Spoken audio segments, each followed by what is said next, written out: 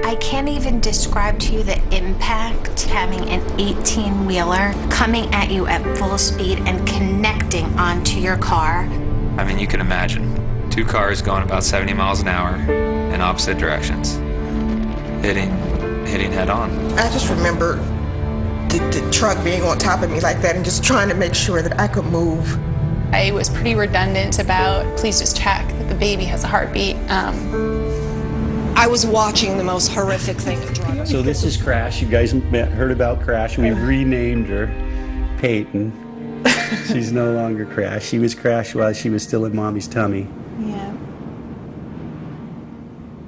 Bill and I worked pretty hard to start our own family. So when I did thankfully become pregnant, we decided that we should get a safer car, one that made sense. And we picked the Mercedes S63.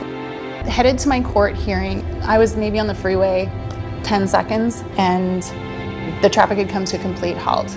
So I stopped and I look in my rearview mirror, because anytime anyone typically comes to a stop where you shouldn't be coming to a stop, your gut reaction or your instinct is to look in your rearview mirror and make sure the person behind you is coming to a stop, which they weren't.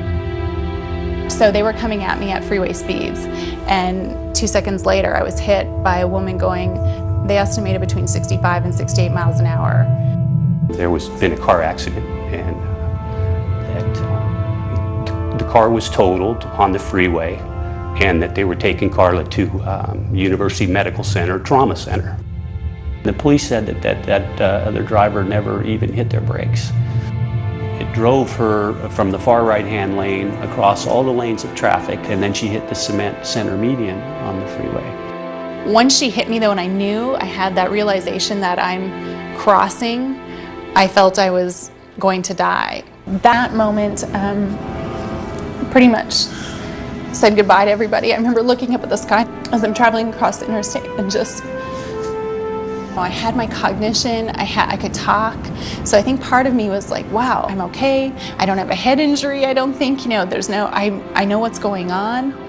And then the paramedics arrived. And I will say one of the first things out of his mouth after they asked me some basic cognitive questions was, this car saved your life. Which I had already figured that one out. Once they got me on the flat board and in the ambulance, I was pretty redundant about, please just check the baby first. Please just check that the baby has a heartbeat. Please just check that the baby has a heartbeat.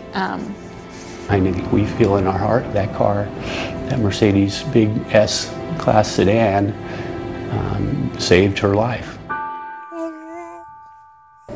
Once things sort of calmed down and Bill said, now we're going to start looking for another car again, what do you want? And I just kind of looked up at him and I said, are you kidding? I want the exact same car.